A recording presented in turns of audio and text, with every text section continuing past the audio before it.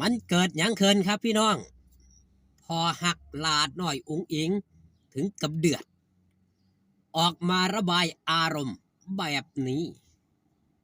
เป็นพอหักคนใดนั้นก่อนอื่นขอกล่าวคำว่าสวัสดีครับผมสวัสดีพี่น้องครับป้องปายมิตรหมอแคนแฟนหมอลำยินดีต้อนรับเข้าสู่ช่องไทยซีเกตชาแนลสวัสดีไปยังแฟนคลับ FC สาวหน่อยเพชรบันแพงแฟนคลับ FC ลาดหน่อยอุ๋งอิงสู้ขู่สู้คนเด้อครับเด้อมาช้ายังดีกว่าไม่มาตามสโลแกนครับของช่องไทยซีเกตชาแนลมื้อนี้ครับคิวงานของสาวหน่อยเพชรบันแพงบอมี่ครับเป็นมือเดินทางอีกมือนึงไปทำการแสดงที่จังหวัดกาฬสินธุ์เนาะแต่สาวน้อยสองค่ำคืนนี้แสดงอยู่ที่อำเภอชุมแพจังหวัดขอนแก่นผู้ใดอยู่ใกล้ก็อย่าลืมไปให้กำลังแรงเชียร์แรงใจนำกันหลายๆเด้อครับเด้อแต่ที่แน่ๆมื้อนี้ครับวงใหญ่บ่มีงานแต่ยังมีสาขาน้องใหม่นั่นก็คือรถแห่พรีเมียมเปิดทำการแสดงอยู่ที่ทงหน้าข้างบ้านลานน้อยอุ๋งอิงงานนี้เบิงฟรีผู้ใดอยากซื้อบัตรจองตั๋ว99 บาทแค่นั้นครับเป็นบัตรการกุศลเนาะพี่น้องเนาะเบิงทางออนไลน์ได้หันมาว่าฮอดจอถึงเรื่องราวของพอหักครับพอหักที่มีนามว่าผู้ใหญ่บ้านหมู่ศูนย์เพิ่นได้ออกมาเพจทางช่องส่วนตัวของเพิ่นเนาะผู้ใหญ่บ้านหมู่ศูนย์แฟนเพจออกมาระบายอารมณ์แบบนี้ครับบอกว่าอย่ามายุ่งอย่ามายุอย่ามาแย่หลายครั้งแล้วใครไม่ชอบบ้านหลังนี้ก็ออกไปแต่บ้านหลังนี้ถึงลูกสาวจะรวยจะจนก็จะสนับสนุนเหมือนเดิมตั้งแต่วันแรกจนมาถึงทุกวันนี้ผู้ใหญ่บ้านผู้ใหญ่พูดหลายครั้งแล้วถ้าพ่อแม่พี่น้องไม่ชอบบ้านหลังนี้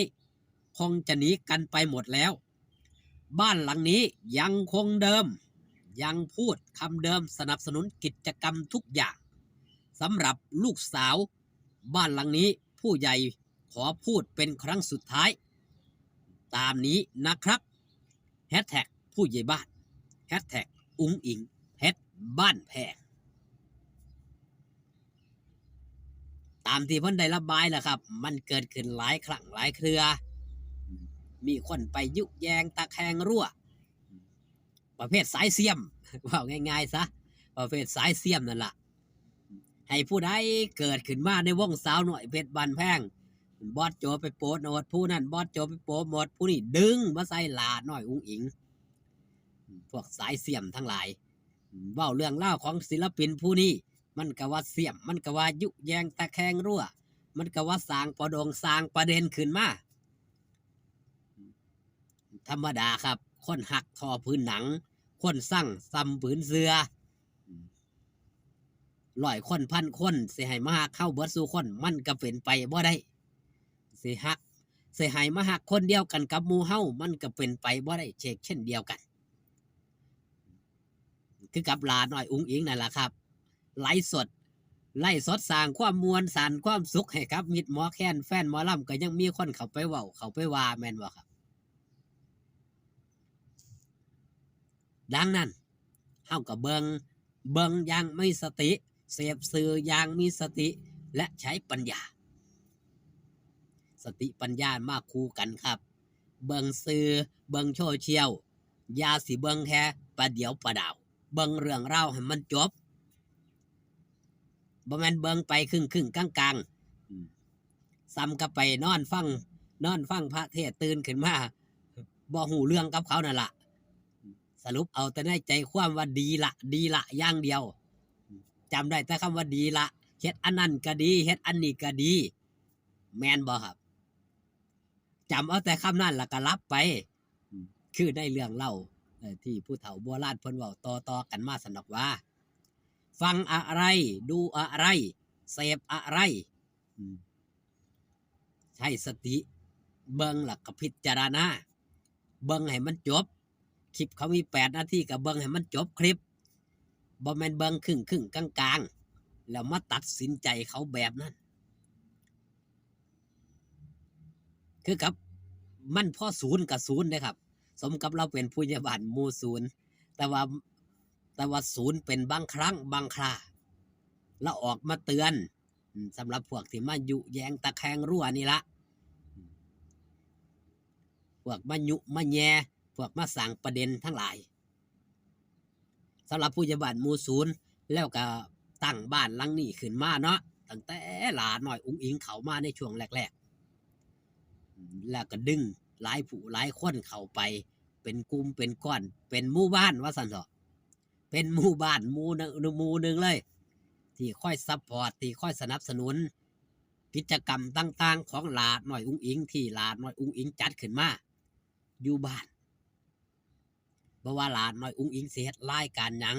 สิเฮ็ดโครงการหยังก็ตามผู้ใหญ่บ้านหมู่ศูนย์กับเป็นหัวหน้าผู้นำรวบรวมถ้ามาบ่ได้ก็รวบรวมเนาะรวบรวมเงินหรือว่ารวบรวมจตุปัจจัยถ้าเว้าตามทำนองของพระเพิ่นก็ว่ารวบรวมจตุปัจจัยนี่ล่ะมาตุ่มมาโฮมกันเพื่อเอามาหยังครับเอามาเป็นกองทุนเอามาซัพพอร์ตเพื่อให้ลูกสาวได้สร้างบุญสร้างกุศลต่อบุญนี่ล่ะสมกับที่เพิ่นหักสมกับที่เพิ่นแพงสมกับที่เพิ่นเป็นหัวหน้าผู้นำทีมงานมีความคิดมีความอ่านแต่ก่อนเฮาก็เห็นเรื่องเล่าของเพิ่นสิออกหลายเทื่อแล้วได้เพิ่นสิเศร้าว่าซั่นก็มีประเด็นแบบนี้ขึ้นมานี่ล่ะก็มีพ่อฮักแม่ฮักทั้งหลายผู้หลายคนให้กำลังใจกับเราก็เลยสู่ต่อมาจนถึงปัจจุบันนี้ยังคงเหมือนเดิมฮักลาน้อยอุ้งอิงแบบใดก็ฮักคือเก่าคือเดิมตั้งแต่แรกจนมาถึงณปัจจุบันลาน้อยอุ้งอิงก็บ่ได้เฮ็ดให้พ่อแม่ FC แฟนคลับผิดหวังยังคงเหมือนเดิมเช่นเดียวกันเปรียบเสมือนพ่อแม่มิตรหมอแค้นแฟนหมอลำเป็นคนในครอบครัวนั่นคือความหักความแพงมื้อแรงอย่าลืมไปให้กำลังใจครับลาน้อยอุ้งอิงพร้อมทีมงานรถแห่12 ล้อพรีเมียมทำการแสดงอยู่ที่ลานข้างบ้านลาน้อยอุ้งอิงไปให้กำลังแรงเชียร์แรงใจกันหลายๆเด้อครับเด้อคลิปนี้ฝากตอนเอาไว้เพียงแค่นี้อยู่ดีไม่แห้งพอกันคลิปหน้าสบายดีครับผม